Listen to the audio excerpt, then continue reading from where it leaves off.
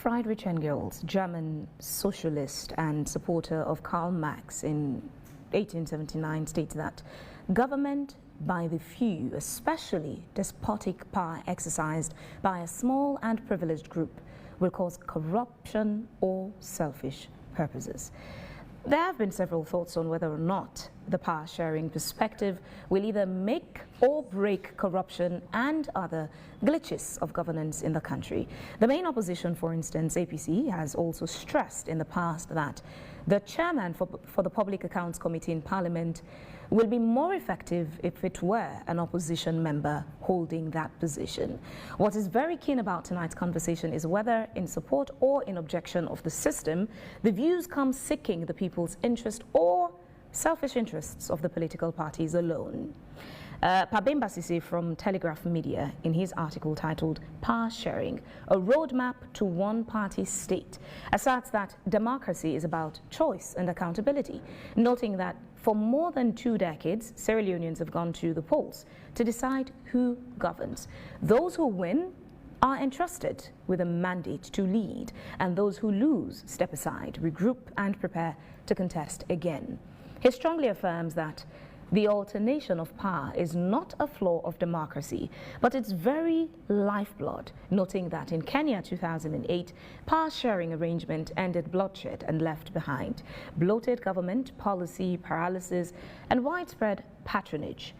Lebanon's confessional system of power sharing has locked the country into endless cycles of crisis and dysfunction.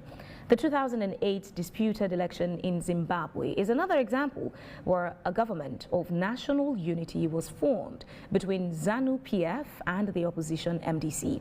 However, ZANU-PF retained control of key ministries and the coalition failed to curb authoritarian practices. Tonight we ask the following questions. Does this concept of power sharing really work in Africa, or is it just another recipe for chaos or political conflict? If it gives every political voice a seat at the governance table, why was it not initiated in President Bio's first term? Are we going back to the era of one-party state in disguise, or are we moving to the end of winner-takes-it-all system of governance and democracy? On the panel this evening, I am joined by Honorable Indolo Gavao, representing the Sierra Leone People's Party in Parliament, Honorable Abdul Karim Hamid Kamara, representing the APC in Parliament, Dr. Idris Mahmoud Tarawali, Lecturer, Department of Political Science, FBC University of Sierra Leone, and Sharif Bari, National Chairman, National Democratic Alliance, NDA Party, who's with us in Studio 2. Good evening, gentlemen. Thanks for joining me in the conversation this evening. So we would get started. We highly encourage you to participate and be a part of the program by simply joining our Facebook page, AYV News. That's your platform to drop a comment or question about what we're discussing. And at some point, one of our producers, Emmanuel Nyakemomo, would be reading out some of your messages. But let's get started. We have tried to get the presidential spokesman. Unfortunately, he said he was tied to another commitment today, so he couldn't be here. We also tried to get the Minister of Information and Civic Education to be here. Unfortunately, he could not respond to the producers. But we wanted to get somebody to sort of communicate the president's idea of power sharing. So in the absence of those people, Honorable Gavao, you're from the SLPP. Obviously, President Bio is a member of the SLPP. Please help the public understand President Bio's proposal of power sharing. What is he talking about in this concept? Thank you, Vivian. I was in Parliament when the President, by passing, stated that, in his opinion, he thinks there should be a national dialogue to consider the issue of power sharing to cut across all arms of government, particularly the executive. Has it actually made it formal? Is the question that one has to ask. What would be formal in this case? Because he didn't say it in private. President Bio mentioned this in public in his capacity as president. So what is considered formal? Well, it's, if he takes the condition precedent that he mentioned, us having a national dialogue on the issue, if he had said he's considering the nation to have a dialogue on the issue, and if he had invoked that dialogue, if he had called cross-section of Sierra Leoneans to actually start looking at the issues, looking at the pros and cons of power sharing, and at the end of the day, take a decision whether, as a country, we should move ahead with having power sharing and, cut across the executive. One thing we have to understand is the fact that since the 1991 Constitution came into effect, we had been sharing power anyway. How? If you take the first democratic election that Sierra Leone went into, the one that was won by Ahmed Tijan Kaba, he shared power with Temo Bangura. Sierra Leoneans will attest to that. If you take the first election that Ernest Bai Koroma won, he shared power with PMDC. If you take this current government, President Bio, sharing power with NGC. If you come backwards, you look at the reign of President Ahmed Tijan Kaba. He did not only share power with PMDC for the unity and peace of Sierra Leone, even though it was an SLPP-led government. He went as far as sharing power with the rebel faction. He tolerated Fode Sanko to being a ceremonial vice president. That submission may somehow contradict the communication from the political parties, beyond just the political parties, that concept to say what we have in Sierra Leone is the winner takes it all kind of practice.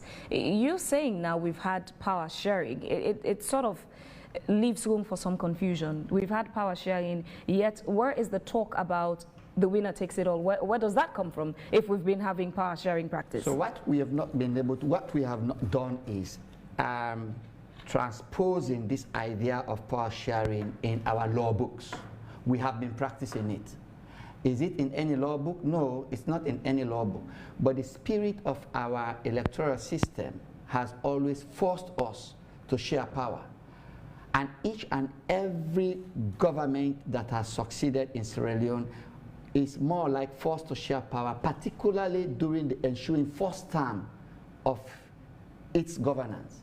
You take Ahmed Tijan Kaba, Sierra Leoneans will tell you that but for the aid of PDP Sobe, Ahmed Tijan Kaba would not have found it easy to actually get the threshold that it got during the first term of its governance. You take President Ernest Bai Koroma, but for the support of PMDC, President Ernest Koroma was not going to get the threshold that he got to get, to become president. Okay, so when you look at the spirit of our constitution, pegging the total votes that you ought to get before you become president at first round, or even at second round, getting simple majority, I think that the mischief behind that percentage had been for you to actually have a form of cooperation with other key political parties that you contested with in the bid for there to be unity, cohesion, and nationalism in your governance. So the Speaker of Parliament said, for instance, if you get 70% of the overall vote, it means you would control 70% of the appointments. If you get 30%, in that order. Is that what President Bio meant by his power sharing? Again, let's get clarity on what President Bio's power sharing proposal really is. I wouldn't tell. That's why he said we're going to have a national dialogue. So you, you as a member of the SLPP, including the fact that you are a member of parliament, you're not even very sure of what President Bio means by power sharing. I know he's thinking along the line of us sharing power, having it in our law books. And if I'm to read his mind, the object is for unity, national cohesion, reduction of tension in our political landscape, and for us to have a cohesive approach towards nation building, if I am to read his mind. But what the example that the Speaker of Parliament made, that if one political party gets 70% and the other one gets 30%, these are just expression of opinions. But if that one we are to be taken forward and we have a national dialogue and we agree that yes, this one can be embedded in our law books, then it now becomes formal. It becomes a formal policy or a formal decision that the nation takes. President Bio on his own cannot legislate important laws like us having a power sharing model in our law books. That's why he made reference. We'll come to look at have a national dialogue. We'll come to look at the process of adopting power sharing as a country. Would look at the process. For now, I want us to, sort of understand what these are, as far as the 2023 elections results go. These are the top 3 political parties, the APC, the SLPP, and NDA. According to the elections results, these are the first 3, according to the results they produced. Honorable AKK, what does the APC understand by President Bio's power-sharing proposal? What do you think he is proposing? I am a bit confused this evening when I listen to it. And I am left confused because at a level like this, when you talk about power sharing, I think the concept will have been more clear to them than to us, because the president is proposing a national dialogue in which we are to meet. But let me say this. Let me clarify some of the things you said. You're trying to let us understand that in 1996 there was power sharing. I have been around saying. Sorry, just before the history, please clarify what again the APC understands by President Bio's power sharing proposal. What do you think he is saying? Well, according to what because the speaker gave his own perhaps perspective on what he thinks that power sharing would mean. But what does the APC as main opposition think President Bio is proposing? If I will have a long drink, then I'll be able to answer myself well. Go ahead. In 1996, we had a power sharing bill in which it was 2 political parties because of the result analysis of 1996. There was a need for political parties to merge before the elections. So it was a political party. It was still winners take all. It was a prerogative of the president to appoint for another political party. It happens with the APC in 2002. We had the Charles Magai joining us at the runoff, and we had people coming from the PMDC to join the APC, and they were appointed. That was also at the behest of the president to appoint. Even 2007? 2007. And we've seen, but this one is a bit confusing. This one is by the way the speaker puts it and the way the president is, and I've listened to the presidential spokesperson, Alpha Khan, and I've listened to many other people who are closer to the president. Don't forget that the speaker is part of the presidency in Sierra Leone. So when he say we want a power sharing in which political party will have a number of ministers and representatives as MDAs as proportionate to the election result, the score, this one is different from what we used to have. This one is not a combination of political parties, but rather to say if NDA is able to have 1%, they should be able to have 1% of all appointments across the political spectrum. Let me tell you what is confusing. Firstly, the timing is very poor.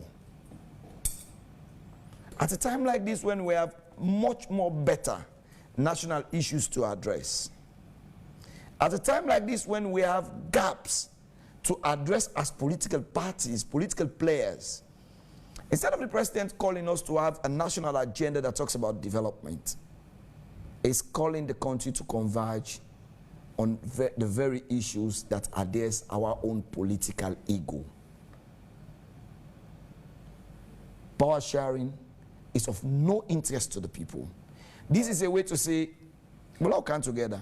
If we win, we shape, we'll not care about the people then. Honorable AKK, yourself as a member of the APC and as a member of parliament had been in the studio before to talk about the suggestion that the chairman of the Public Accounts Committee, if that person was a member of the opposition, the person would be more effective, efficient, and robust in fighting against corruption as opposed to being a member of the ruling party. That in itself could be considered another aspect of power sharing. Okay, first of all, let me make it clear, it is not. That is prudence, accountability. And that's the model for almost all British Commonwealth states. In fact, when we go to PAC, Public Accounts Committees, hearings and international forums, we are the only country that still goes with the Deputy Speaker as chairman of the PAC. What we're saying in that and what the world is seeking is, if the wife is cooking and the eldest son is the one holding the mother accountable, it becomes problematic. Because when you dish, it's either the child is not being dished well for, or he keeps quiet and enjoy the good arm of the mother. Whereas if, like in Nigeria, we're in Nigeria recently on the WAPAC conference, it was an opposition member that was chairing the whole international conference. He was able to highlight to us the challenges and the successes he has gained. And if you compare the PAC, the PAC, in Nigeria and Ghana, how effective they are, sorry to say, we are far below their standards. Because here, first of all, the Deputy Speaker, who happens to be the member of PAC, is almost appointed from their party hierarchy before he's been elected. So, and the people facing those, the ministers in most of those ministries are also party hierarchy members. Imagine the days of Kanja, who is a regional chairman in the south. And the Minister of Energy is having a problem and they come before the PAC to just meet an ordinary member of parliament. Do you think you have accountability in that situation? So that's a different situation compared to when you talk about this power sharing. In this power sharing, it's a situation in which we're saying the people of Sierra Leone are not important at all. They only come to view, making a choice of election on who leads them is just a matter of whatever comes out of the result. It's us, the politician. But Gavao no remove. Now get 30%. Now we'll get 70%. And talk to the parliament, appoint you. That kills democracy. It kills accountability. I have many people say it's reduced the tension. Were there tension in after 2007 elections? No, there were none. Were there tensions after the 2012 elections? Were there tensions even when there was war in 1997? After 1996, there were no political tension. Do you see any good sides to power sharing system? And the current there are countries that currently practice power sharing. And I'll tell you, do you see any good attributes from I'll tell you, most of those countries practicing power sharing, they are countries that are most times divided by deepened fractions, like the LGBT.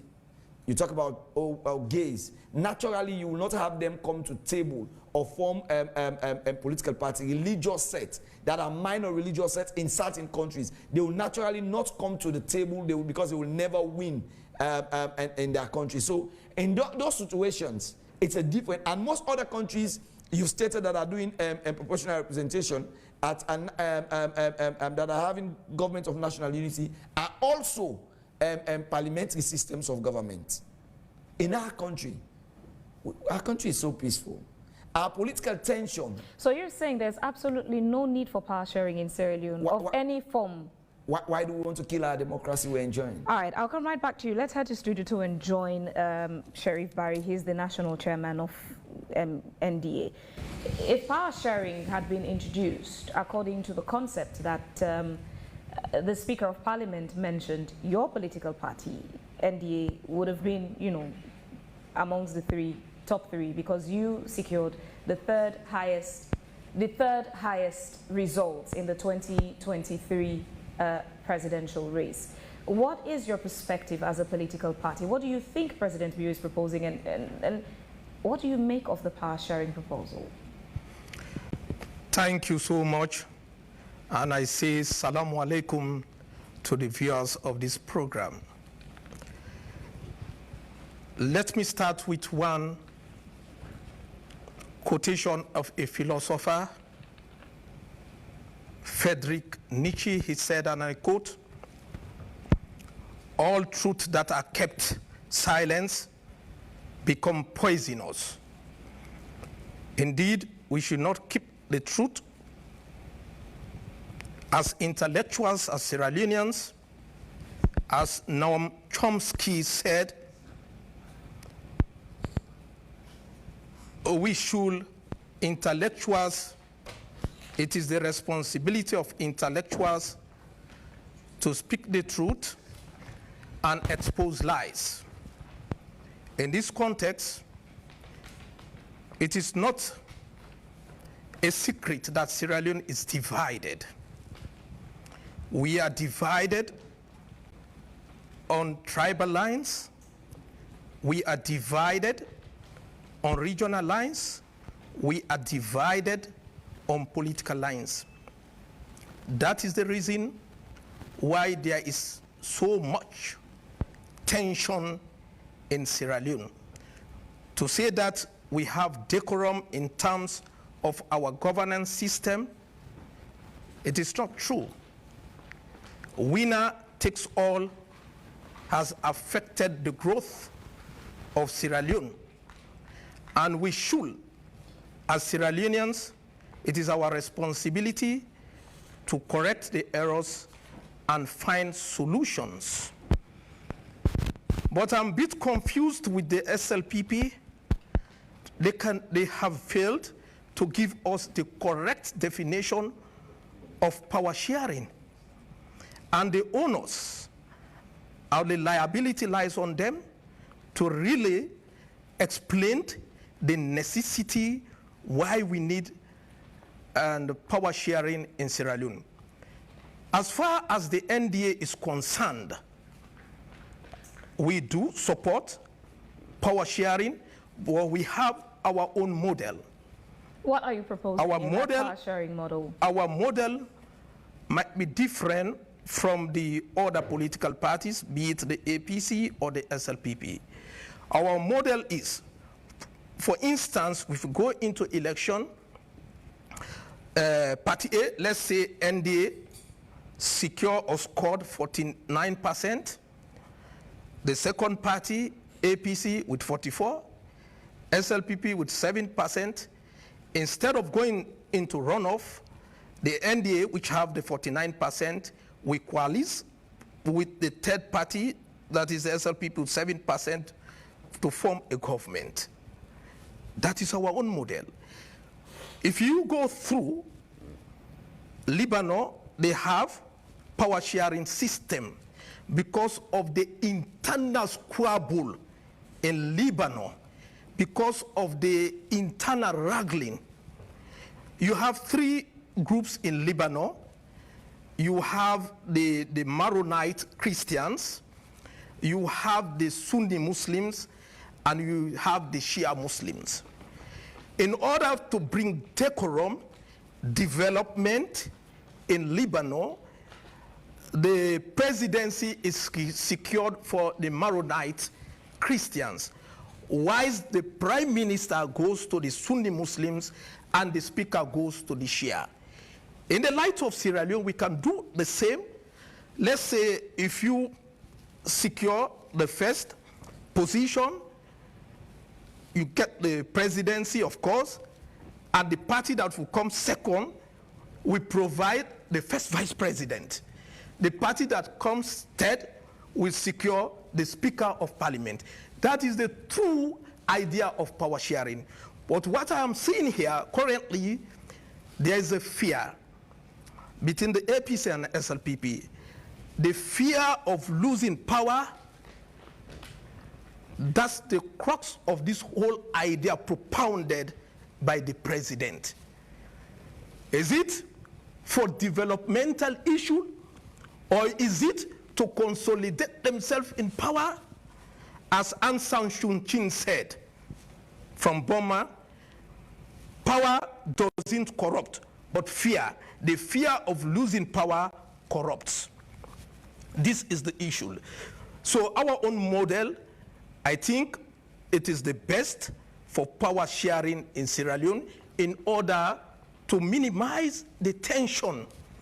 It is so disheartening when 44% or more than that are excluded in governance system. And if you go back to what Mr. Gavao said, in 1996, yes, there was a form of power sharing, Temu Bangura, but it did not last. It did not last simply because of SLPP. The disagreement between the PDP and the SLPP, at the end of the day, Temu Bangura and his members of cabinet were removed. So to speak, now just belle the belle, as you come inside, they whap you. So we have to be very genuine if we are talking in terms of power sharing. There is no perfect system of governance. That I can tell you for sure. It depends on the individual, the leadership. Is the leadership credible? Do we have a honest leader? A leader that will live to the expectation of the people? You go back to the Lome Peace Accord. And that accord was domesticated in Parliament. That government in and out should support the RUFP. I'm not the mouthpiece of the RUFP. But it is disheartening after it has been domesticated. Nothing was done towards the growth of the RUFP party. We have series of laws that have been enacted in Parliament, but the implementation is very poor. So to conclude, we in the NDA are not against the power sharing, but we don't want the type of PR system that was used, 11.9% that excluded other political parties. It was only the APC and SLPP that benefited from the PR system. So we want a clear definition of power sharing. In other words, we don't want to see the APC and SLPP sharing power, leaving out the third political parties or the fourth or other political parties. If you say, lo we cook yebe, the cassava go day, the potato go day, the plantain go day, everything go day. This is my humble submission. Thank you very much. We'll come right back to you. It's time we hear from the lecturer, political science. It's quite an interesting beat that, you know, there's still lack of clarity on really what President Bio is proposing on power sharing. However, there are models of power sharing in other parts of the world that have been seen, and through the history, it's been also mentioned that Sierra Leone has, at one time or the other, sort of practiced its own form of power sharing. But from political science perspective, what is this? Well, thank you very much. The more the politician speaks, the more I get confused. So I'll speak as an academic, and I'll stay within those realms as an academic. For a professor, if you want to write an academic paper which your peers will review, it has to take a certain set of structure. Number one, you have to identify a problem, right? So for instance, you can say, nobody has critically studied how digital media contributes to violence, right? You identify a problem. When you identify a problem, you put a solution. The solution is this study will provide information and knowledge on how social media contributes to X, Y, Z. Then you provide a methodology. I will use a combination of quantitative and qualitative data to generate this information. I'll use a case study. I'll compare Sierra Leone and Liberia, right? And I'll put this, right? The next thing you do, you provide a structure, how it would look like from step 1 to step 2. Would imagine. And with respect to, I truly appreciate the honesty of Honorable Gavao. There's no clarity on what it means. So the first thing we need to do is to define the problem.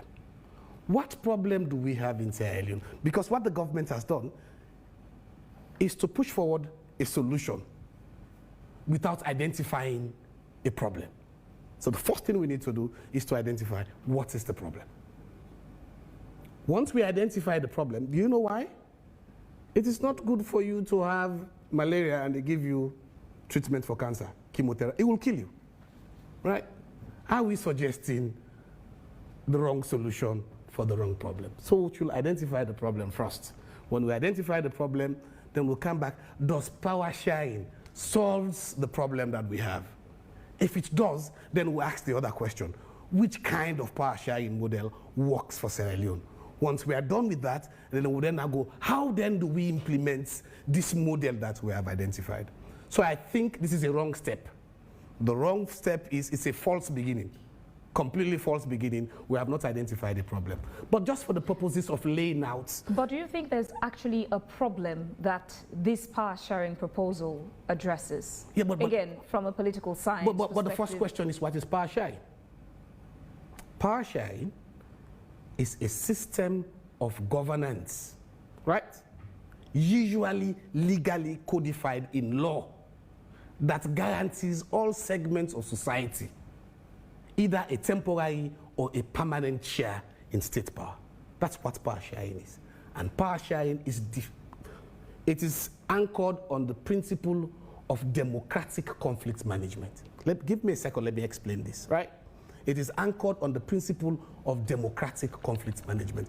Everywhere that has been power sharing, the fundamental principle is conflict. Do not misunderstand this with coalitions. What happened in 1996 was a coalition. It's not power sharing, right? The SLPP, APC decide to come together, this party comes together. This is where the parties individually, on their own, we decide to come together and say, so it's about coalition to secure political power. It is not power sharing. Power sharing is a legally documented agreement in which every segment of society have either a temporary or a permanent share in the critical governance architecture of the state. And it is defined by a fundamental principle. There are various forms of power sharing, one of which is semi-autonomy. When people fight, right? We don't want to be part of it. We are Christians, we prefer to have our small. The state can decide that this part of the country dominated by Christians will give them autonomy. They will run their own governments and they behave their own way, right? The critical part of power sharing we are talking about, it's one that has to be legislated.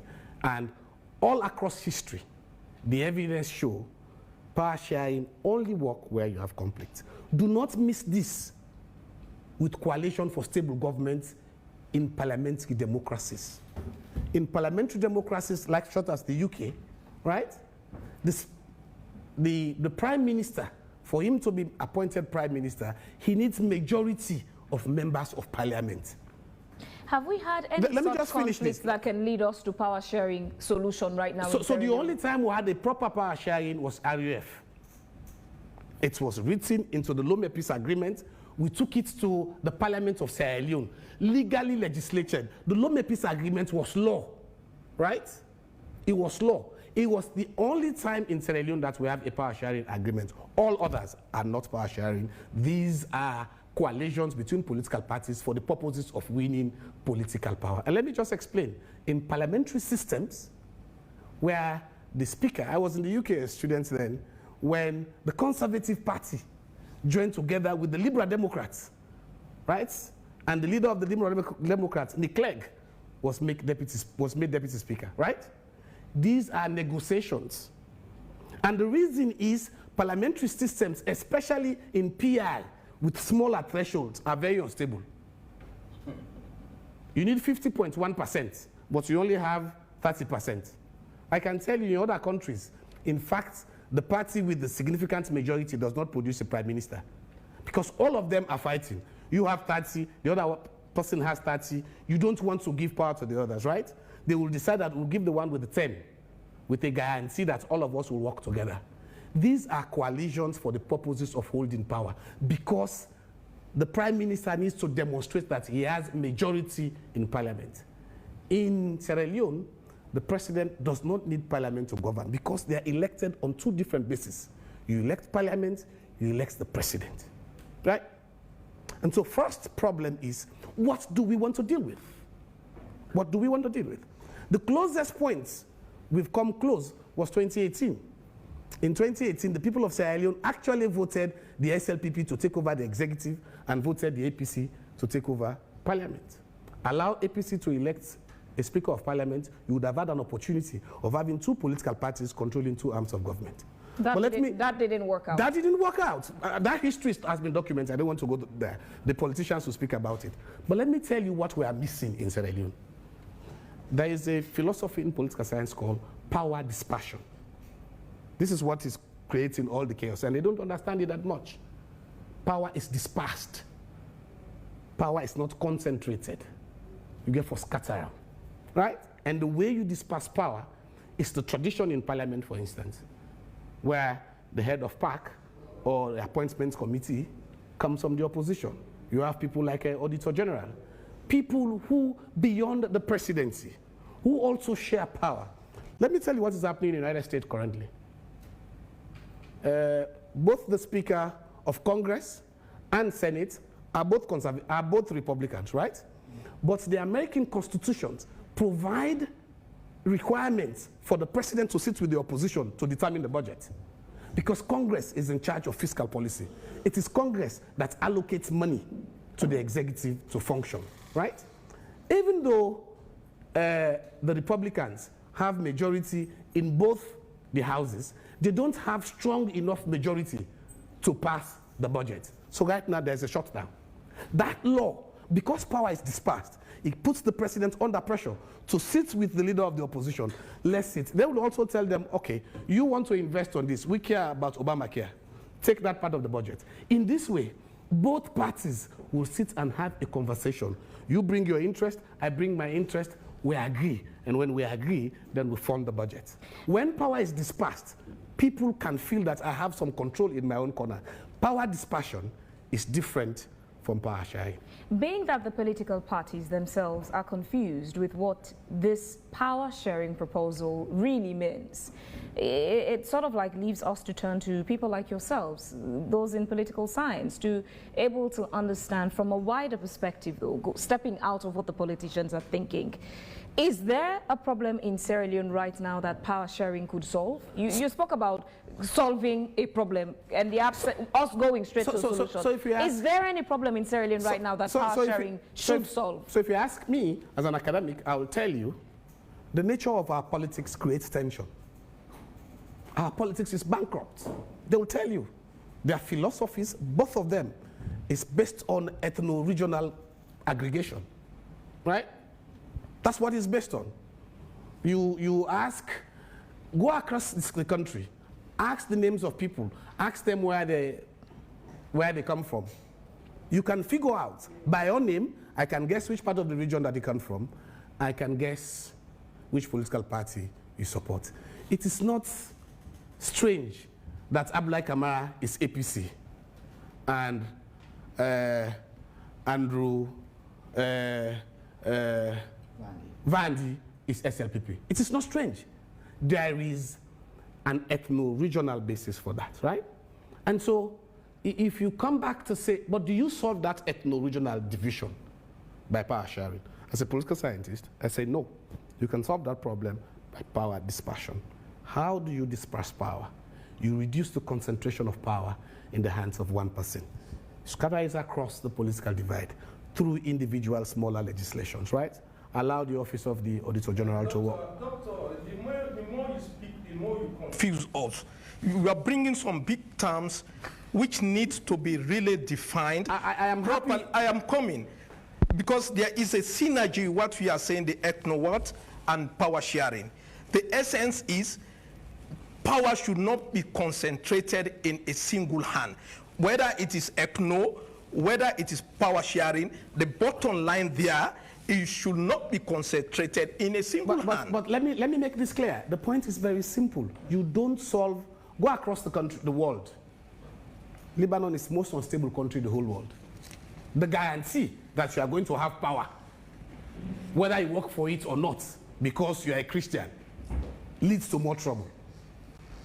There is nowhere in the world where a power sharing mechanism, although they are used for the purposes of peace building. We used that in 1996 to brought the RUF. We ended up eventually in a special court. Power sharing, its own arguments also defeats its own essence. Because what you then do, the question you have not answered. So let's imagine, what is the percentage of NDA? Maybe 0.1%. Yeah? What is 0.1% of ministries? What is 0.1% of MDAs? But who determines those ministries anyways? Maybe you qualify for one ministry. The law has to determine. The point is, let me come. Power sharing is a system of governance written by law in which every segment of society is guaranteed that you are going to have power. Like the case of Lebanon, it doesn't even have to be about elections. It doesn't matter how the elections turn out, right? The president will always be a Christian. That's a secure seat. It doesn't matter whether the Christians win or lost the elections. That's bonkers. You guarantee people power. Hold on. Doctor, you can help us by giving us the pros and cons of power sharing. That's what I'm. But what you are doing present currently, you are more engaging yourself in the cons. Hold on. In the disadvantages. Let me tell you. What you need is, it doesn't guarantee. If you bring SLPP right now, let's take the figures right now. SLPP had 56%, right? APC had 40 something percent. You take it right now, it will not guarantee you that you will solve the internal tensions. It will not. In fact, you are creating more tension. If you have the minister. In other words, no system will let me just come. So there are ways. Hold on. Let me explain. Otherwise, you won't get this right. There are mechanisms through which you solve tensions of this nature. Okay. First, run clean elections. You run clean elections where everybody is guaranteed that my vote counts. What I got is actually what represents my votes, right? You get an anti-corruption that is proper, fit for purpose. You have a judiciary that does not only protect me, it also protects you. I can challenge decisions of parliament and go to the courts, and I'm confident that it will happen. An auditor general that is protected. Civic space that have its own mandates to work within the civic space, right? And then you go into public education. Across the world, you go into public education. And this is not to say a Sierra Leonean model of power sharing will not work. It has to be grounded on a well-researched problem. That is where I started. First, we identify what is the problem. And we should go across the country. We detail and document it. In development terms, this is called binding constraint analysis. This is what we did for MCC. What is the constraint that limits you from being a democratic nation? You analyze this. Yeah. What is the solution? Then you ask yourself, is power sharing the answer? We should not confuse power sharing with coalition. We should not confuse power sharing with power that is dispersed. You scatter them. This force in there, yeah, there's rule of law. So no one authority exists. This takes us to Honorable Gavao again. Dr. Tagawali is saying the problems we have can be solved not necessarily through power sharing. Let's clean elections. Let the corruption bodies function effectively. Let the judicial system work. We don't need power sharing. The timing of President Bio's announcement for power sharing proposal in itself has left some people suspicious of why is it now that President Bio is proposing power sharing? Why didn't he start by implementing his power sharing idea from his first term in office, by living the example itself, so to use it, teach that this is a good model that we should follow up on? So again, if we had got in contest what President Bill really said, ipsissima verba, it would have helped us. As I sit here, I will try to speculate what he said. I think he said for us to see whether the PR system can be extended to the executive arm of government, for us to have a national dialogue wherein the PR system could be extended to the executive arm of government. For me, like I said, I will not actually go into what he thought when he was making that statement. And again, he has said for this thought of his to be put into effect, there has to be a national dialogue. So like Doctor has said, if we have a national dialogue, then we'll be able to understand what is the problem, why do we want PR system, why do we want power sharing, which type of power sharing model are we going to have, I mean, as proposed, as suggested by the President. So all of this confusion itself is also actually now being caused by the President, who proposed a power sharing, but did not give further details to even members of his own political party, leaving everyone now in speculation, not clearly even understanding a topic he had birthed in the country. So let me talk to you now as a lawyer. As lawyers, we have what we call ratio decidendi. these are the act decisions made by judges. We have what we call obiter dictas. These are things that judges say by the wayside, which necessarily does not form part of the decision. President Bill, in the state opening of Parliament, I would say, by the wayside, has said there is need for us to extend PR system to the executive, and if so, we have a national dialogue. It will be very formal if President Bill summons a national dialogue and bring forth a paper or speaking note to explain to the nation what is it that he means. So in that context, in that gathering where President Bill made that statement... I apologize for jumping. Go ahead, please. I think what happened was, once the president made the statement, we have not had handlers like so this is what Honorable I'm Gavao. coming to. People run into having conversations without thing a deeper understanding of what the president meant. The gathering where President Bill made that statement is not an informal setting. It was not an off-camera conversation. It was not private, it was public, state opening of Parliament. And he was not there speaking as a friend to some members of the SLPP. He was speaking in his capacity of president of Sierra Leone. So that in itself is a formal gathering, and the president spoke as president of Sierra Leone. Now, the SLPP members in Parliament, people like yourself who were there, who heard the president make this statement, what would think you could have done a follow-up with the president? What did you mean by this? So you understand clearly what he is saying.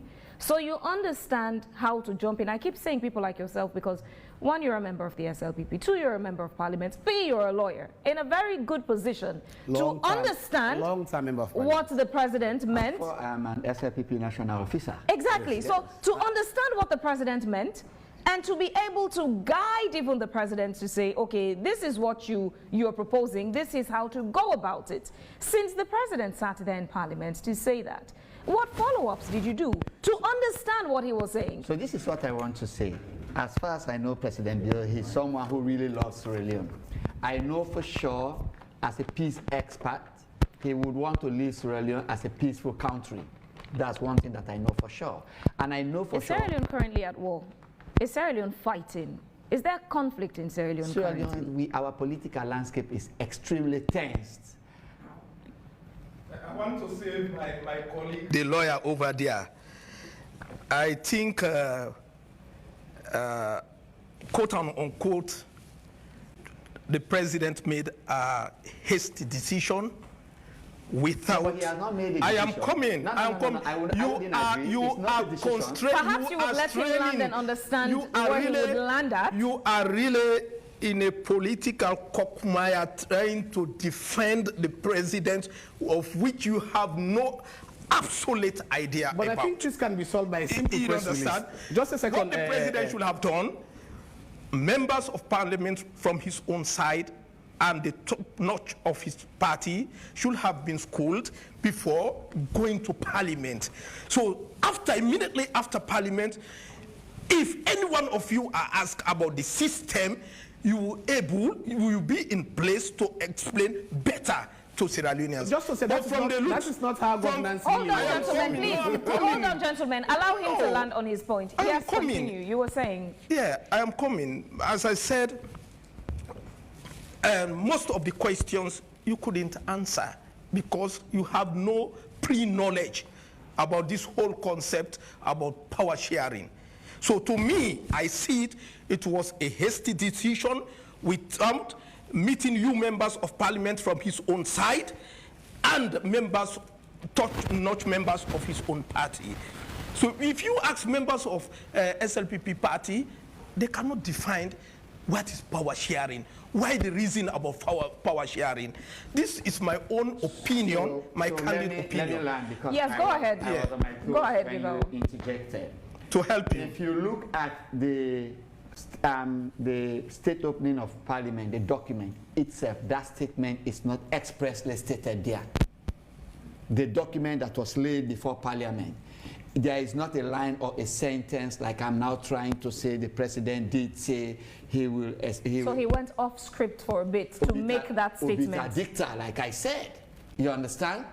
And My brother here will tell you, I know for sure that President Bio is one person that consults. If it was something that he felt was his singular decision that he was going to take, he would have consulted. But because he knew it was not his singular decision, that is why he said there is need for a national dialogue.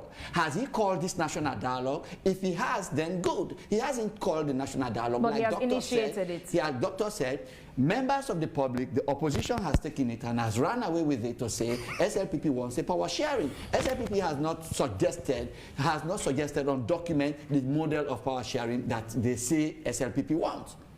It is not on any paper. It was said, I mean, in passing by the president. In Parliament. I would suggest that Sierra Leoneans ought to have waited for this national dialogue to have been called, for the issue to be discussed, and in the discussion, if the nation so wants it, like NDA do want it, then we would have been able to lay down the type of power sharing that we want. Is it the current PR system that we are practicing? Is it what we want to transpose in the executive? But it has not been laid bare. So the mere suggestion of it by the president, or the mere stating of it by the president during the state opening of parliament, I cannot say it's a decision that he made, because it is not his calling to say I am going to inject power sharing as a law in Sierra Leone as a person. Where the president gets it wrong, just a second, Honorable. Let me just make a point. How policies and they are lawyers and lawmakers, right? When a president speaks in platforms of this nature, policy. they are almost policy statements, but they can be qualified. I will still give you an example. I was a student in the UK. The Prime Minister then brought a question of what he called the big society, right? He erupted into debate in the UK. What does the Prime Minister want? But the idea of the big society is an idea where citizens, right, become monitors of development programs, where citizens are more involved in governance and sort of checking development interventions, where we go back to self-help and contributing to issues of national development. But what he did was to qualify this. This process is still in the forming. In the next 3 months, government is going to put out kind of an opinion paper to lead a national conversation. So that is conspicuously because the president did not missing do that, in this context. The president just mentioned this in passing. Now, Honorable Gavao, you've said it's not even on the script. His speech in Parliament, it's not there. So this means he went off script for a few seconds to talk about this. But then he just said this in passing, and clearly from your submissions here this evening, it means that even yourselves as members of his political party aren't even aware, you don't have all the pieces put together to get clarity on what the president meant, what he's thinking, and what he's proposing. And they don't need to have all of that right now. They can provide a holding statement. So even though you're saying, Honorable Gavao, even though you're saying it has not become formal, but the president spoke in his capacity as president of Sierra Leone in state opening of parliament. I agree with you. Like again, I like to make disclaimers. I mean, there has been a state opening of parliament. To my mind, the statement was made, I heard it from the lips of the president, that there is need for us to take the PR system beyond the parliamentary arm of governance to the executive arm of governance. That in itself, the PR, Honorable Gavao, in itself is another question mark, because whether or not it's the PR system or first past the post, it's still something that the APC and the SLPP and other political parties have said, well, the SLPP-led government is saying it's currently in consultation to arrive at a decision whether or not it would be the PR system or first past the post. And then for the president to make that statement in Parliament, it's almost given to say, oh, there's already a decision, we're going with PR system, when there is a consultation process ongoing on which system to go with. So, like I said, I have really not taken my time to actually read his speech that he made in Parliament. But I am sure that statement was made off it is in the speech. Okay, it's okay. Okay, fine. Now you say it's in the speech. So I will again say he has made the statement. He has attached a condition precedent to it, that there has to be a national dialogue. My brother here has said the APC is totally against it. NDA as a political party, the third force, is saying we are in support of it, but we have our own model. President Bio, being the leader of SLPP, is suggesting I mean, that this system will look at it. So in the national dialogue, we would be able to actually look at it, discuss it, and see, is it need for it? If there is, what type of system, PR system, do we inject or do we transpose into the executive arm of government? This is what I want to say about power sharing. My colleague here will tell you, in Parliament, we do power sharing. In Parliament, power is shared by the strength of representative that each political party has. That is enshrined in our SOs. If ACC has 43 seats, when we are distributing committees, APC has committees to reflect their strength in Parliament. If SLPP has 80 seats, SLPP gets committees that reflect their strength in Parliament. And again, you want to ask, what is the object of that in Parliament? I think the object is to have holistic approach towards state governance, wherein SLPP will not blame APC to say, you are the ones responsible for the non-functioning or the non-supervision of these particular MDAs, or APC will not blame SLPP. By and large, if you ask me as a person, do you think power sharing of the PR system is a good idea for Sierra Leone? I will say yes. Because I am not talking as a politician, as Indolo Gavao, a politician who wants to actually serve his own selfish ends. I am talking for a system of government that will actually benefit those children of ours who have very little or nothing to do with politics, but whose interest is being guaranteed by the effective and efficient functioning of the state. I am talking for that businessman who has no business in political system, but his business is thrive if there is peace, national cohesion, and development in the country. I want to say that if we come together and embed legislations and have the proper methodology wherein power is being shared as per the model that we suggest, it will serve Sierra Leone better than this winner-take-all thing. Because sometimes I ask myself, I mean, going off the cuff, Indolo Gavao wants to be president. Has he done self-introspection? What's the object? Is it self? Is it nationalistic? Does he even understand how governance runs, how governance operates? Most of us that go for this thing, we don't really even understand how the governance system operates, but yet we want the topmost position. Okay, is it to get the topmost position to get, I mean, what is in the seat? Or is it for the good of Sierra Leoneans? I am talking here for the good of Sierra Leoneans. If it is a system that the populace believe, the educated populace believe it will be good for Sierra Leone, I would say let's go with it. So how would the public be able to know if it is a system they believe in or not when there is no clarity on what this system is proposing? National dialogue.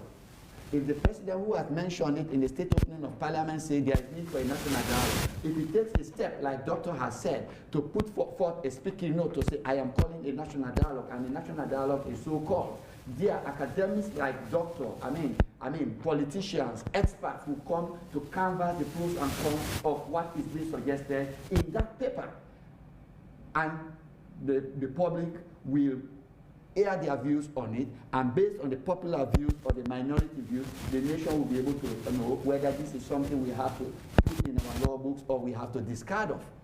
Honorable AKK, how can the public make input in this when there's no clarity? You know, something interesting has happened. You know, it's by the time the president was going to Parliament to address us, that was at the peak of us telling the president and the SLPP party that 78 of the tripartite recommendation has not been fully met. That which talks about the system of political party that we're supposed to use in the next election.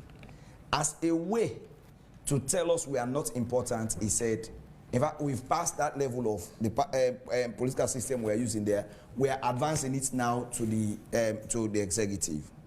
That is exactly the manner and the intention and the atmosphere the president created, that, oh, the opposition is shouting that we should not use PR. We don't pass that level, they said now. We now advance the PR now to the executive. So, the intention is forced to make the opposition look reckless. That you're still wasting your time on what parliamentary system we use. You remember us close to the way. We don't pass it now. Now the sus remember us kind sus for way. That is how he thought of it, and that's how he expressed it. That we are expanding the PR to the executive. That's one.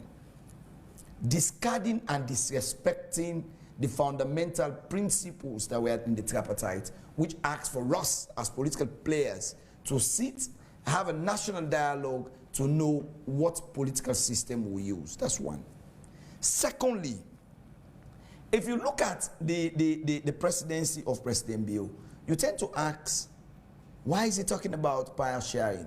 Somebody who does not even believe to sit with the opposition when he wants to appoint electoral commissioners and say, Gavao, I want to pick Mahmoud Foleh at the East as commissioner. He doesn't believe in that. He doesn't believe in picking phones to call the opposition. He doesn't believe to dialogue with the opposition. To call the opposition or to call the main opposition? Are you speaking for the APC now or for all the other opposition parties? Because the APC itself is not the only opposition. It's just the main opposition. Okay. But there are other political parties. Take, for example, the NGC, which President Bio works with because they have their own arrangement and alliance. NGC is an opposition party. That is a topic for another day because... But it still qualifies NGC to be called an opposition party. I can clarify in the annals of political science. Just as a political scientist, an opposition is a party with formal representation. So policies come to parliament and you challenge them, right? And this is not to say a political party cannot oppose or cannot contribute, right? But the history of opposition comes from parliamentary system. Those in the other bench, right? So to be an opposition... So you're saying as a political scientist, NGC should not be considered an opposition? I am not saying that they can oppose, but I'm saying opposition parties are parties who sit in parliament and challenge government policy. Well, I disagree. I disagree with you, Doctor. No, you are coming from the angle of a political scientist. From my own perspective, as a sociologist,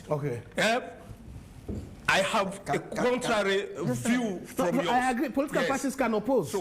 So we are also an opposition parties. Yeah, your own definition and mine, at all. Is contrary. I don't disagree with you at all. You speak of the political science, scientist way, I'm just saying, and I speak as a political sociologist. No problem. So on the basis our of views, on the basis of academic evidence, the history generates from English Parliament, right? Where the party in power sits there and the opposing party sits the other. That's where I come from. Opposition didn't start with the British Parliament. It's the oldest, and that's the first. It didn't start there. No, that's the first and the most recorded one. No. So gentlemen, while there cannot be a decision made on, opposition, what is or what is not an opposition today, because again, for the both sides you're proposing now, there are people who would agree with Dr. Tarawali, there are others who would agree with you, Sharif Bari. So while we may not want to dwell too much on that, I'll come back to the submission you were making. You were saying that President Bio does not even believe in consultation with opposition. And I'm asking you, are you saying that for APC or for all the other political parties? Let me say this. You conduct elections in Sierra Leone 30 times under the current political climate. The political parties that will score above 35 to 40% will be the APC and the SRPP. Let me also say this. We've shared the political landscape in Sierra Leone for as long as we've been under the democratic, from 1996, the Second Republic. I am saying, if you are talking about power sharing, if you're talking about building, having a national dialogue on power sharing, there are basic things you would have, first of all, they would have been seen. You would have rolled them out. As Dr. Tali was saying, in 2018, we had the biggest opportunity of having a situation in which both political parties were going to be on the front line of governance. No, but you didn't answer what I asked you earlier. Are you speaking for the APC or for all the other political parties? Because you said no, because you said President Bio does not believe in consultation. I'm curious, how do you know about what happens within the other political parties? Okay. when I'm here, I am first of all the secretary of the region Northwest of the APC. I am the opposition whip in Parliament, and I'm invited here as the APC representative on this panel. So when I speak on behalf of the people of Sierra Leone and the APC. Have I made that clear? So how did you arrive at the conclusion now that President Bio does not consult the opposition? You would know about the APC, but how would you know about the other political parties? Okay. I gave you an example of the NGC that has an alliance with the SLPP. And I told you, when I talk about formidable structural governance opposition, it's the APC. When I talk about political party... Honorable, the adjective is too hard. You are downplaying other political parties. I was not supposed to be here. No, Honorable, due respect. I have never interrupted anybody, and I have allowed everybody to speak. It's just an interjection to rekindle your mind, sir. So, while this is not an attire base, his interruption is granted. He's saying he's not comfortable with the way you're quantifying opposition. And he is also a national chairman of one of the political parties. In fact, the political party with the third highest votes in the presidential election. When he said he agreed with power sharing, even without understanding what power sharing is, I kept quiet. I didn't say so. I said we have our own model. That our own model. Believe in what you believe in and allow me to speak. Carry on. Thank you. Respectfully. A president who calls an opposition terrorist at the calmest time of our election, after elections. Yeah, I want to interject. A president who does please not allow him. Don't think, no. Honorable, I beg you, please allow him to land. Then you can respond to what it is he is saying. Vivian, there are times when you bring the character of your president in a public debate like this. Did President Bio not ever call any other political party terrorist? Did President Bio never mention terrorists in the country? Let me say something. That APC is terrorist? Yes, he did. On a national broadcasting. Yes, he did. No, he did not. No, he did not. No, he did not. And when you try to bring the president's name into FOIA, a president who does not, then you are personalizing your argument. And personalizing your argument, to my mind, is disrespectful. I must say. Okay, thank God I am not speaking. No, I must say. So if we have to actually, if we have to respect the lines of this studio, I will not come here and start personalizing the leader of APC, or even when I had been in this studio several times when President Anes Kroma was president. I had to make sure I gave him the requisite respect as president and as a father, an elderly person, and make statements that does not actually demean him and demean his office.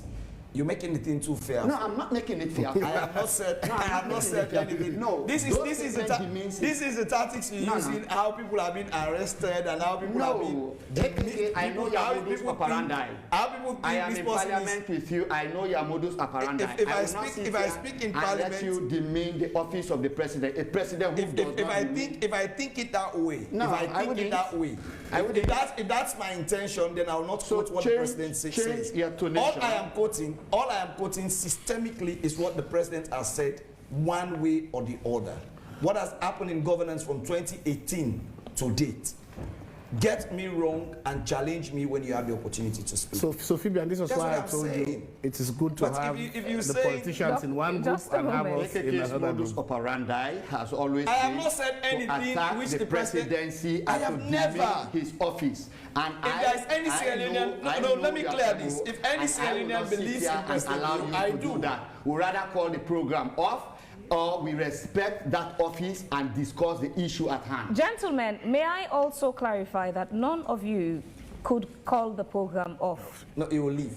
That's Gentlemen, you will leave. Gentlemen, gentlemen, you respect the rules of engagement. Gentlemen, if you respect the rules of engagement, you please respect the office of the dilute the seriousness of the conversation to come down to conflict. Exactly. Gentlemen, that is a very strong word bestowed upon someone to be called a gentleman. Gentlemen, please let's act accordingly.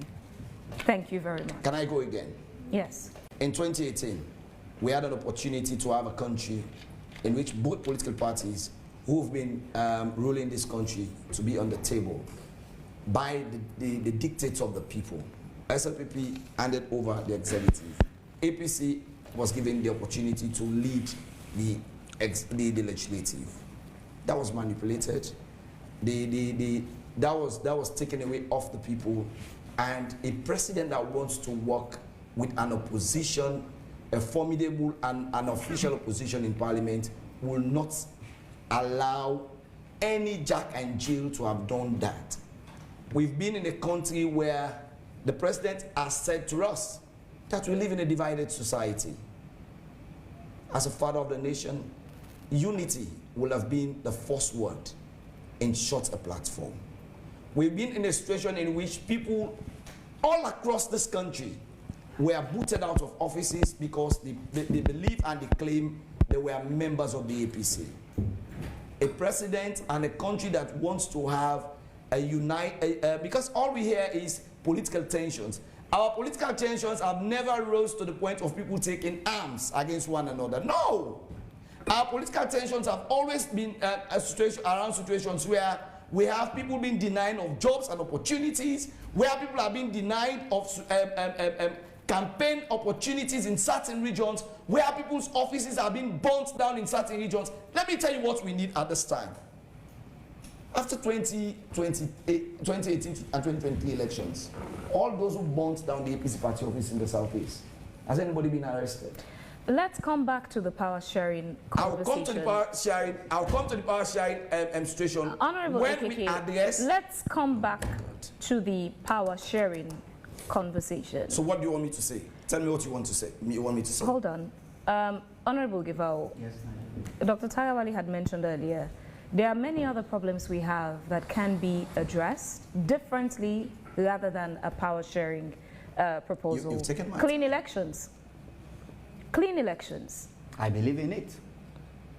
He's saying that plus fixing the judiciary, fighting corruption. Could there not have been another method in handling this as opposed to power sharing? Because what he has established is, from a political science perspective, power sharing comes in when there's conflict. And I also asked you earlier, is there evidence of such kinds of conflict in the country that would lead us to needing a power sharing as a solution? Could there have been another solution to the current problems as opposed to just putting forward power sharing proposals? So that's what I said. If we had allowed the president to roll out his thoughts as expressed. Not that he was interrupted in Parliament anyway. Yes, but you can make He made his statement in full without interruption. Yes. Not that midway to his statement, he was interrupted. My lady, like you sit there, you can make a statement, but you'll be given an opportunity to roll out your thought in extensio for people to understand the extent of what you actually meant. That thought of his is not anything that anybody can come and canvass on a public television or medium. He has said we should have a national dialogue to look at how we can extend PR system to the executive. In the national dialogue, I think would have been the right place where he would have rolled out his thought for the nation to discuss on it. What do you think would be the right format to roll out this national dialogue to a point where the nation, when I say nation, the country as a whole, the people of Sierra Leone, not necessarily the APC, the SLPP and other political parties, championing that decision of whether or not Sierra Leone needs a power sharing at this stage? What do you think the right process is or should be in this dialogue you're saying now that should take over? So, unlike the PR system that was already in our legislations, which was rolled over as a result of our inability to have constituency delimitation, that one was already in the law book, so we had to roll it out. This one is not in the law books. So for you to actually have it as a legislation, for you to actually have it in effect as a system of governance, it needs a national discussion, which is exactly what he meant. And he's one person, even before he became president, he's one person who believes in national dialogue. If you take all the Bintumanis, I think he's one person who started national dialogue when he was head of state under NPRC by calling Bintimani one, just so that he will be able to get the perspective of Sierra Leoneans before a particular decision is arrived at. So yes, he has said so at state opening of parliament. He has not explained. He has not placed it into effect. I don't think anybody can be apprehensive of the fact that the president has said there is need for us to have PR system in the executive. You can be to be apprehensive that it is going to happen. So it will not happen until it is discussed or it is legislated upon. So whose responsibility is it to clarify what the president is thinking in that direction and put the proposal to the public? So again, the national conversation can continue, people understanding what it is that the president is really thinking about in that area. Whose responsibility do you think it is to bring those details, the clarity to the public, and then leave the public now to run with it? The president. Can I be heard? You know, in governance there are structures.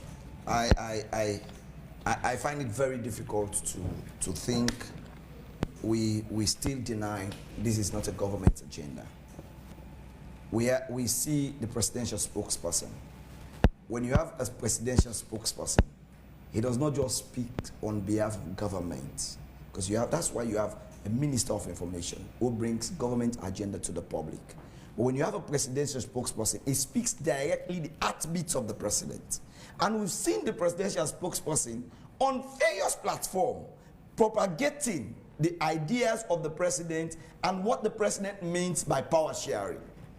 What the president means extending the PR to the executive arms of government. So if we sit here and we pretend, oh no, we are still to understand what the president means by power sharing, we are only fooling ourselves. Because even the people at Mabela now understand that the presidential spokesman has said, in the thoughts of the president, we are to have ministers according to what we score at the elections, hereby taking the power of the people off them to elect who they want to lead them. That is not what we desire as a country now. We've said this clear, and Doctor has helped us to put the whole debate in context. One, are there issues? Yes, there are issues. We have issues highlighted in the tripartite which are election-related issues. What are they? Violence during election period. How do you curtail that? Bring those people who have committed those violence atrocities to book. Do we have issues? Yes, we have. Do we have fair opportunities with state medias like the SLBC? What has been done about that? What we need to do now is, let's look at issues, recommendations that have to do directly with state institutions, like the judiciary. How fair is it? In 2018, we had our own cases in court. They were never heard. How do we address that in other elections coming? For us, that should be the heartbeat of our national discussions around free and fair elections. But if you're saying, now we're talking about the PR system at the legislative arms. For the very first time, the people of Freetown are experiencing a whole blackout in a long distance from Kisii, coming down to almost the bridge at Congo Cross. No member of parliament. Is that not a concern for any government? We have not addressed that yet, and you're telling us, oh, we need to expand that to the executive. Now, even the Bible says, can two work together unless they agree? In situations like this, I had my brother equating what he did not understand of power sharing to mean what operates in parliament. What operates in parliament is a situation in which we know naturally in parliament there are going to be numbers of MPs and percentage depending on how the parliament is being configured. So not to deprive us of our own representations and our own opportunities to chair a certain committee, the standing orders are very clear. Could that be the same of the executive? No. Because if you do so, you're taking away naturally the powers of the people. As somebody has said in this studio, since President Bio made that statement in Parliament, you know, in passing, talking about power sharing, What has the APC done as a follow-up to that statement? What we've done, we've written... A follow-up, a reaction? We've held a press conference addressing exactly what he said. We've done a letter. The truth is, we find ourselves in a situation in which the ruling party does not believe they need to talk to us, even as opposition. We find ourselves in a situation in which the ruling party does not believe, they believe if you are an opposition member, you've committed the worst of crime in the world. So they don't believe in talking to us. Fabian, in normal democracies, short a thought we believe is meant to bring in their own mind peace and unity that is already existing will have first been discussed even with the opposition before it reached out to the ordinary people. But to tell you how insignificant we look in the eyes of the ruling party, no, we are not. We are not. Vivian, just a second. Yes, go ahead, please. I will say my brother AKK said they are the leadership of the APC. They have more access and talk more to President Bio than even the leadership of SLPP. That sounds childish. No, it sounds childish. Please let him land. No, it sounds childish. Let him land. No, Yes. for the first time, I want to interrupt you. Honorable AKK. Because the statement is making Please let him land. is making out as a tendency. Yeah, but I am sure the public is, hold on, Honorable Gavao, sorry. I am sure the public is very interested in getting the details of what Honorable Gavao said. And please yes, allow you me were to saying, please land. You would respond, but let him land. You're saying they have more access to President. Please, yes, land on that. Of APC on every sensitive issue has more access to an opportunity to access President Bio and do access President Bio and talk to President Bio, even more than the leadership of SLPP. So if he is saying we have a ruling government that does not want to talk with the opposition, I beg to differ. The ruling government, maybe they are not being honest with their supporters. The ruling government is always talking to them.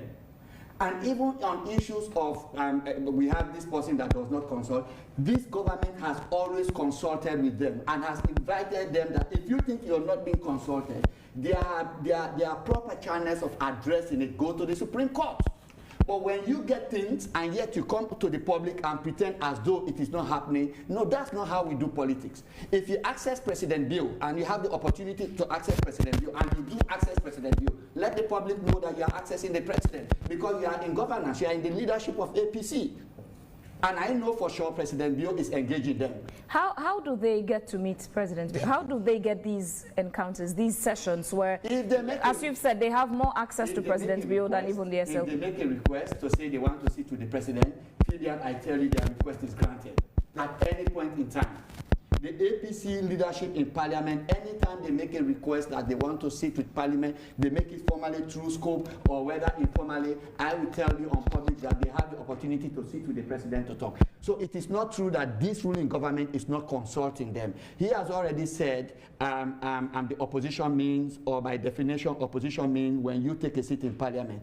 I would say categorically that this government... Well, it was Dr. Tayoli who said that. Based on that definition, I will say this government is consulting with the opposition more than any other government.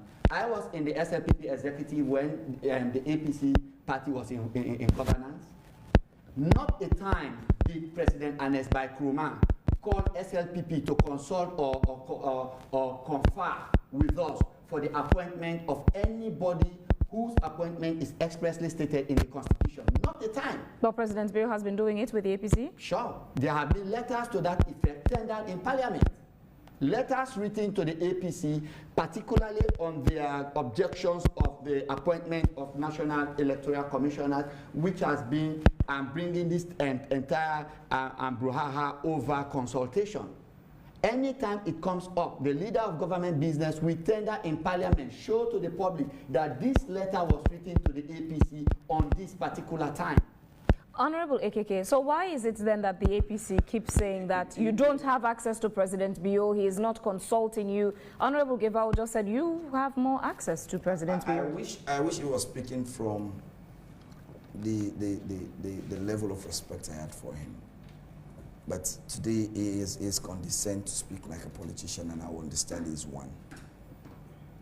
We have never we have never met with the president if it has not been his invitation.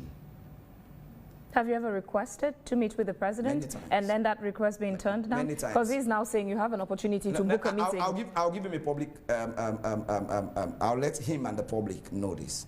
He knows one of our colleagues who is almost dying now. And by the structures of our health medical, for you to access one, you have to go to the president. We've made more than 40 attempts to see this. Yes, Honorable Daniel Kroma, you know him. He's one of your senior lawyers in this country, and that has been turned down over 40 times. So you're creating a picture here that like we are not Nicodemuses. Listen. When we go to the president, we let. No, let me tell you.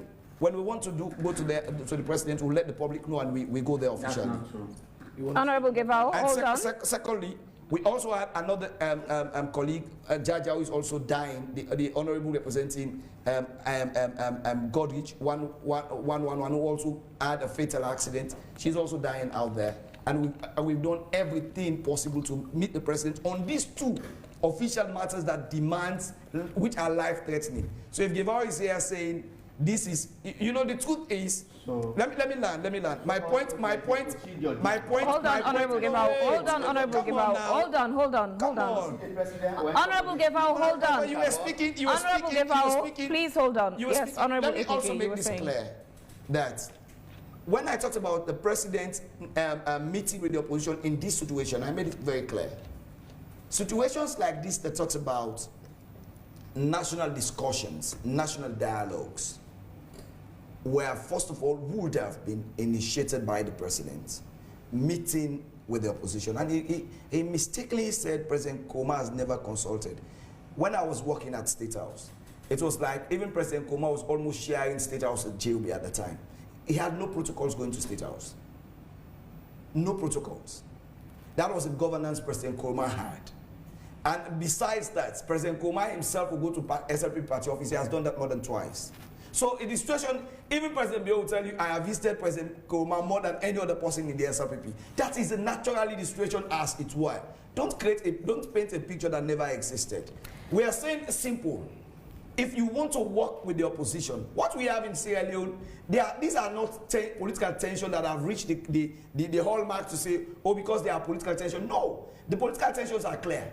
They burnt our party office in Moyamba. They burnt our party office in Bo. They killed our supporters in Pujeo. Gentlemen, they killed us. They attacked our please hold on. Continue to stay in the studio. That's the truth. Gentlemen, I'm now. No, that is it. Honorable AKK. That is the plot of the conflict. Honorable AKK. Honorable Gavao and Honorable AKK. I don't debate. The truth is, gentlemen, we are looking at the issues that has led us to this conversation. Gentlemen, that topic, that title as a gentleman is a very solid title that should not be ignored or diluted.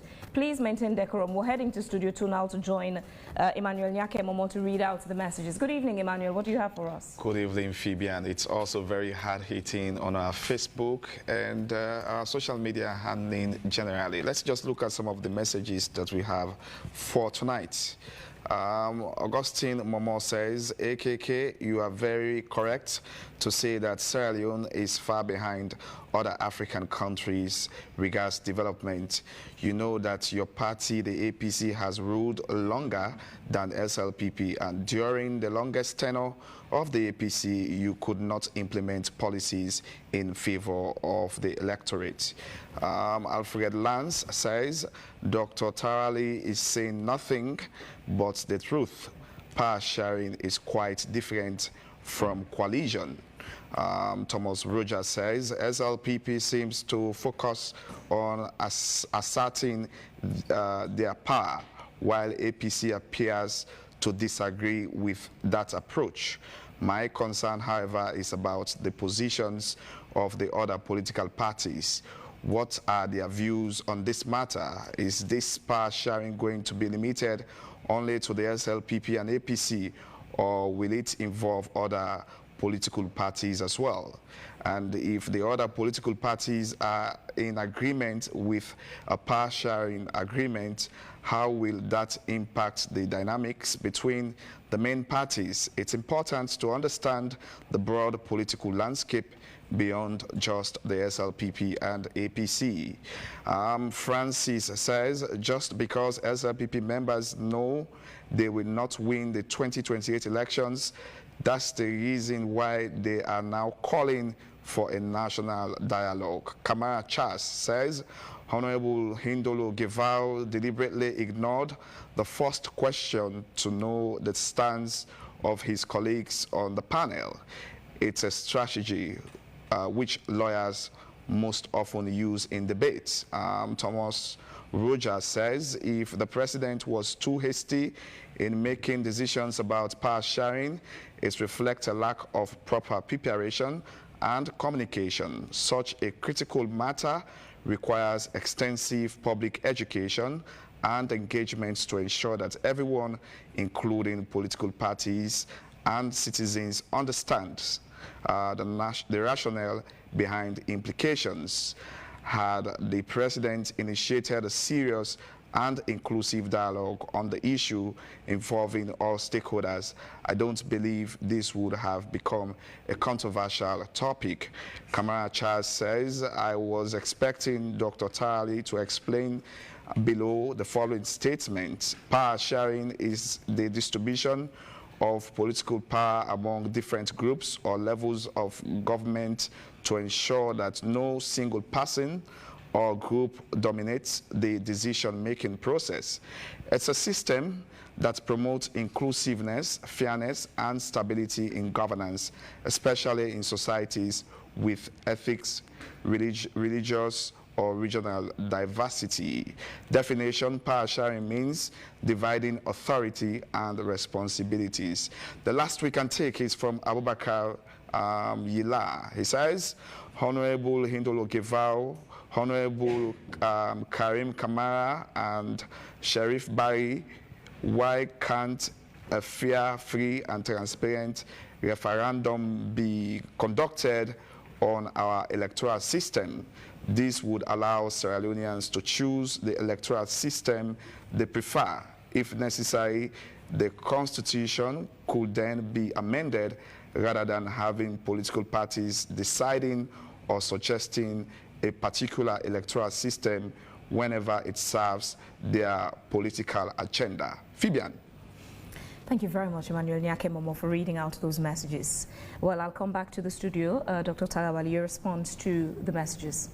Well, thank you very much. I think what the message said there is what it was actually mentioned, that power sharing, they are largely legally crafted processes. And the history and the academic literature shows that power sharing mechanisms are usually in conflict or post-conflict situations. My position remains the same. I think we have to be very honest, Fabian, about this country. Do we have governance issues that threatens sometimes the stability of our country? Yes. We all know that. We cannot run away from those facts, yeah? But there's also simple facts. And sometimes when the politicians think they are not supposed to fight, it's pretty funny, yeah?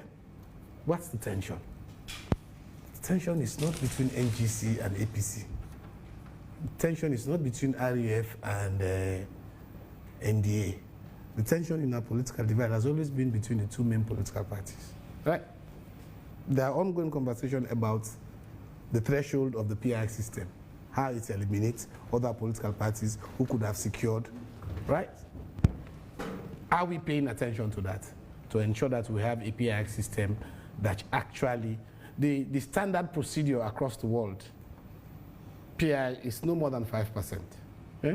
Go to countries, Europe, Italy, almost all countries that uses PI in Europe, they're usually between 3.5 to 5%. Ours is 11.9, which entirely eliminates other political parties.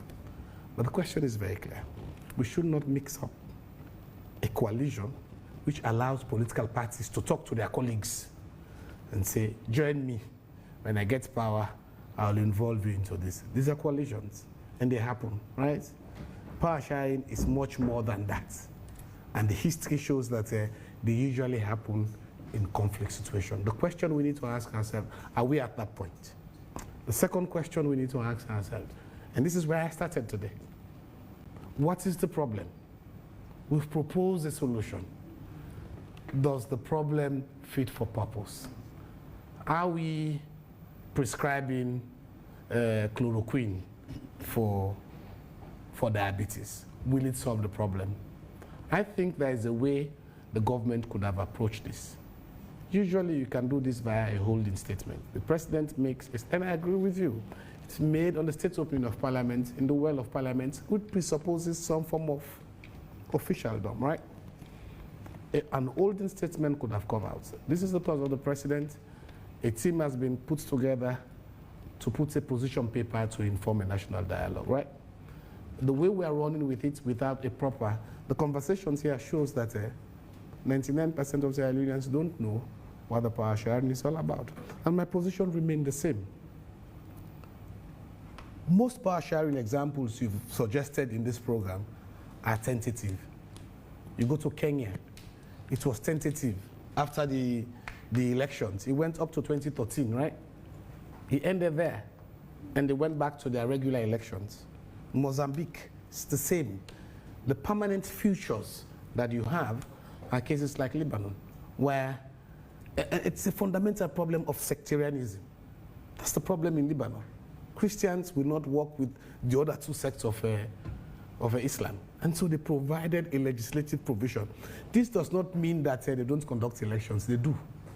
They conduct elections, and the way parliament is constituted is not power sharing.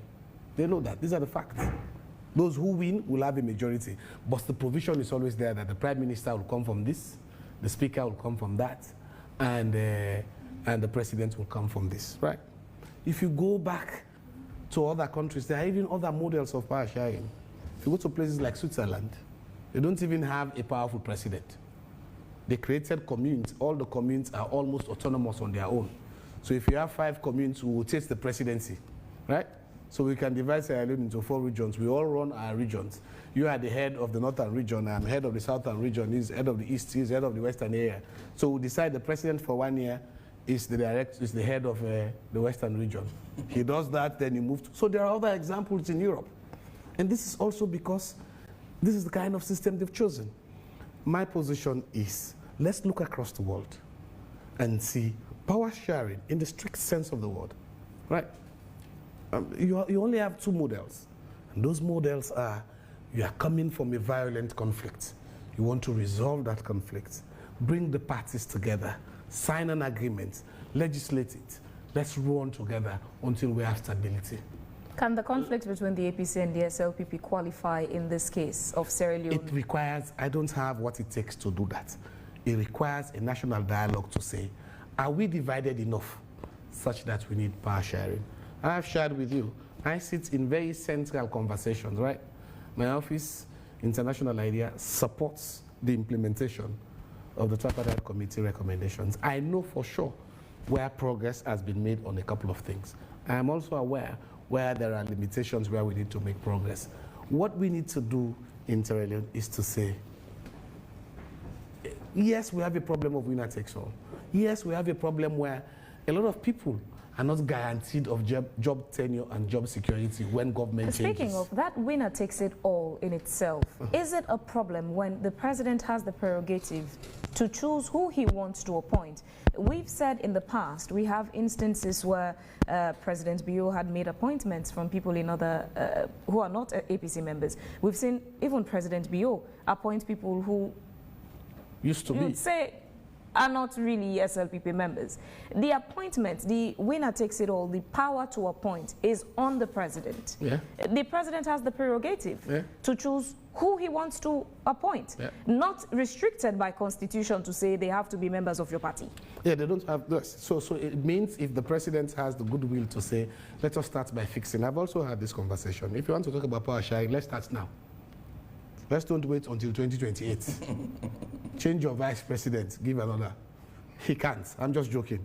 But take half of your ministers, appoint members of the APC, and let's see how that works. I know that will be problematic. But the idea is, and let's also go from that point to say, is it a good idea as a country, that we begin to have a conversation to have inclusive government where everybody has a seat on the table. I think fair enough, right? That is a good conversation. But every conversation of that nature has to be situated on a context. The context matters. And this is what I say with political parties all the time. The context is the tension we have in this country.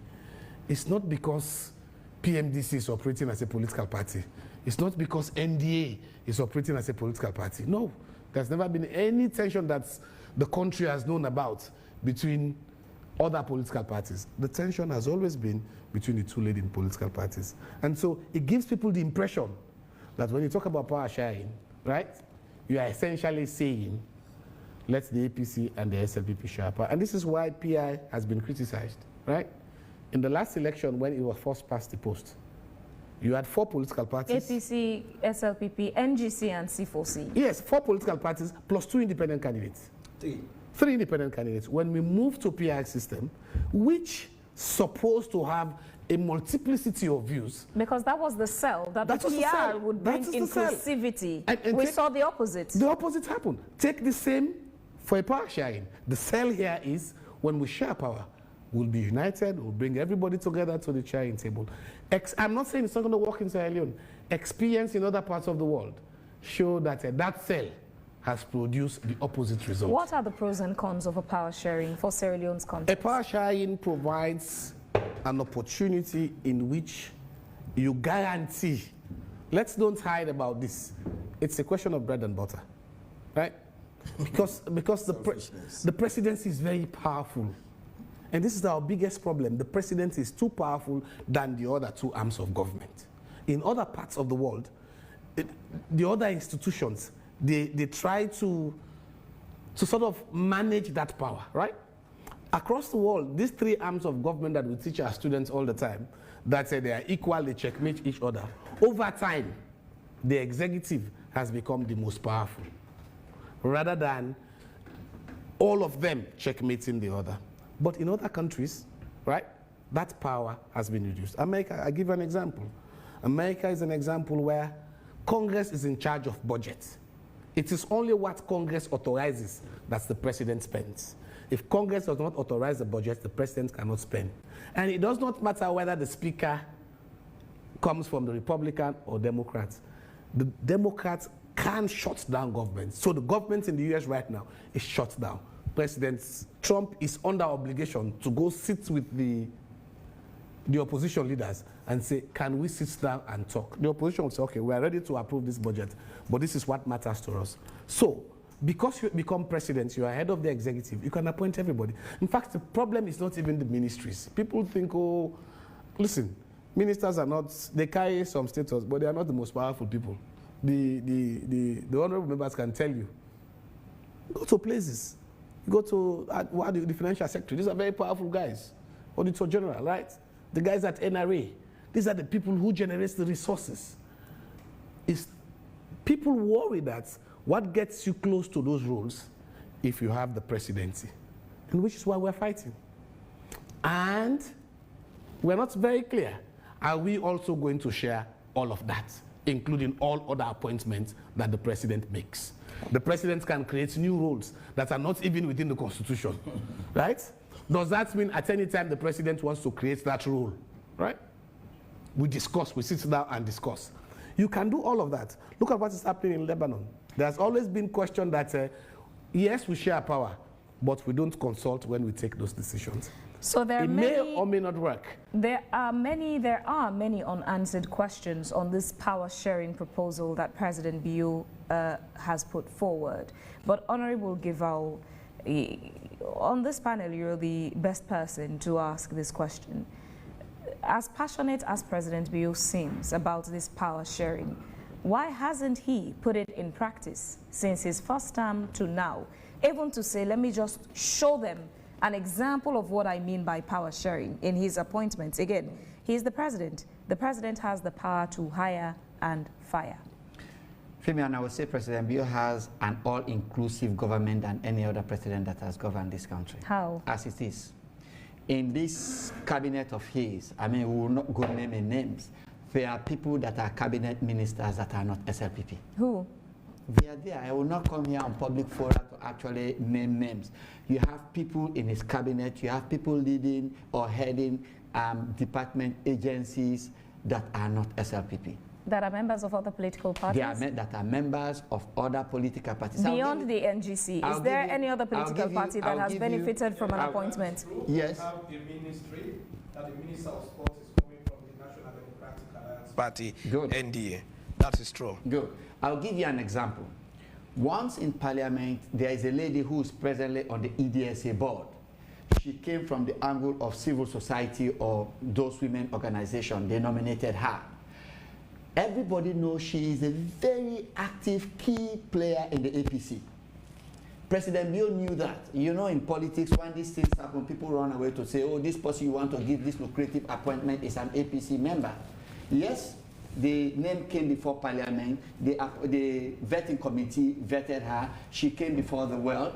In Parliament, I know for sure there were people from SLPP who called us out in the lobby to say, that lady did not tick APC, so that lady did not tick. But the entire Parliament said the lady was good as what she does.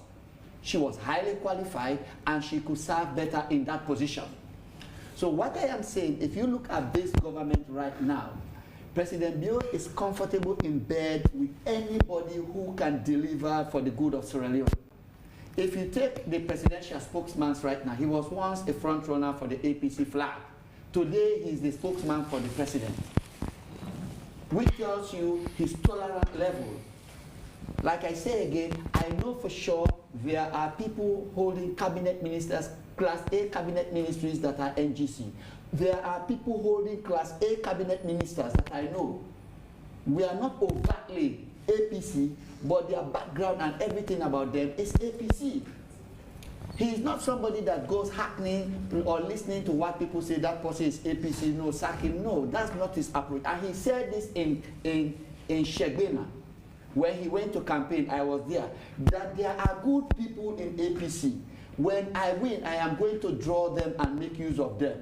I can vividly remember that day in Shegbema. And true to his word, when he won, his appointment reflected that statement that he made in Shegbema. He is not taking APC as an enemy, faction in Sierra Leone. No, he looks at them as a governing partner with whom, together with whom, we can take Sierra Leone to another level. Honorable AKK, is the power sharing proposal, though there's significant lack of clarity on what that really is it a no-no for the APC or a maybe? It's a no-no. One, if it's not broken, why fix it? The truth is, there is no clarity on why we need to go this way. I have said the president has not made it clear, nor his presidential spokesperson. And Gavao tried to twist the narrative, said a lady was appointed by the president. No, she was not appointed by the president. You know, when you have these boards, you have institutional representative. The fact that you are APC or SLPP does not mean you cannot be an insurer. It doesn't mean you cannot be a Labour Congress member. The lady was representing Labour Congress in that ETSA board. She was an institutional representative. Get that clear? Not a presidential appointee. Not a presidential appointee. We had the same with somebody at the Youth Commission. These are people who contested elections for the APC, but they are in those boards virtue to the fact that they were institutional representative, just like you have paramount chiefs. Let's don't misunderstand these ones. Of course, on the area of Alpha Khan, I'll dare not to speak because his nephew is here. I don't know how that conversation will end. But I also want to say he's not there representing the APC. He left the APC before he was appointed. And when you hear him speak, he's not speaking cohesion in the nation. Rather, he speaks deep, divided anger that he got from the APC. As I have said, I don't want to take that conversation with him because he's not here. So my problem is, are there political tensions when there are elections period? Yes. There are issues of political tensions when we go to elections. What have we done in the last 8 to 7 years to ensure we address those political tensions and people who have perpetrated those crimes? Nothing. Is the situation of winners take all just a problem? It has always been a problem. But what has not happened before now that is happening is we've not had a situation where we move down the winner's take all to even professional civil servants being rooted out of their offices because they belong to political parties. No. So the situation is we can build a conversation that works for all, in which we have ourselves seated in a room to understand. We don't need even when you talk about power sharing, being entrenched, PR being entrenched into the Constitution. Are you going to say the powers of appointment that is to hire and fire that is being levied on the president, is that going to be taken? It has so much constitutional amendments that we need to talk, and that's where I expected Sierra Leoneans and most of people within the SLP to start to think, are we just making a proposal that actually will not work? The truth is, our current political system, the first past the post, is not broken, has not been a threat to our society, has not created any conflict or war. The situation we have is to have a president that is tolerant, a president that believes the opposition works for all, a president who believes he should work to the opposition and ensure the opposition is being given the fair ambience to operate as a political party. Thank you very much. If we have that kind of platform, then there is no need to talk about power sharing. Thank you very much, Honorable AKK. And we round off with Sheriff Barry. With all that's been said and done, what do you summarize or conclude on in terms of the power sharing? Do you maintain your same thoughts, or have you had a change of perspective? What would you end the conversation on? Honestly, Sierra Leoneans had suffered, and they will continue to suffer under the regime of the APC and SLPP since 1961 to date. And the former president of America said, Theodore Roosevelt, that this country will not be any good place for us to live in unless we make it a good place for all of us to live in. And patriotism means to stand with the country. It doesn't mean to stand with the president. I've had the conversation between the APC and SLPP, and honestly, we need a visionary leader, a leader that is honest, a leader that thinks about Sierra Leone.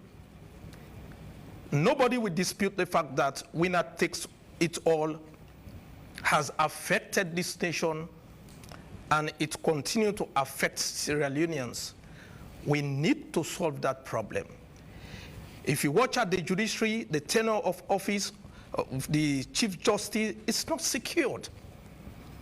You think of the police, the IG, the head of the military. All these things are recipe to create discord between and among Sierra Leoneans. We need a judiciary that cannot be dictated by the executive. Or even you members of parliament, you need to do your due diligence to this nation. You need to do your functions. Look at what is going on in terms of the audit service. Here in, here out, there are a lot of colossal of money which is accounted for. Sierra Leoneans are not happy with you guys in the APC and SLPP. We are behind today because of your political policies, which is not working for this nation. As NDA, we have our model, and our model is inclusiveness, participation, regardless of you being in the APC or SLPP. There is no small snake, no small snake. All snakes have venom, very poisonous. So if you include all other players, all other political parties, we can make Sierra Leone the Dubai of Africa. So that's my humble submission. We do support power sharing based on our own model. And we are waiting for the government to bring... Already. You have a minister there. Thank you very much. Thank you. Sheriff. Well, This is what would end today's edition of AYV on Sunday. On the panel were Honorable Indolo Gavao, representing the Sierra Leone People's Party in Parliament, Honorable Abdul Karim Hamid Kamara, representing All People's Congress, APC in Parliament, Dr. Idris Mahmoud Tarawali, Lecturer, Department of Political Science, Frabe College, University of Sierra Leone, and Sharif Bari, National Chairman, National Democratic Alliance, NDA Party. Thanks to all of you, our lovely audience, for tuning into the program. Thanks to all of you who participated on the comment section. Thanks to our live audience of journalism students at Limkokwin University of Creative Technology who are here in the studio. Thanks to the producers, Emmanuel Nyake, Momo and Ransford McLean, the entire graphics and production unit, graphics editor Joshua. Thanks to the entire team and our graphical crew led by Sylvanus Thorpe, who was on the TriCaster. Well, in case you missed this live session of the program, a repeat broadcast would be on Tuesday at 11 a.m. on DSTV channel 399. I am Phoebian Sweel, and it's been my pleasure being on AYV on Sunday this evening. Have a good night, take care, and bye for now. Up next is Primetime News.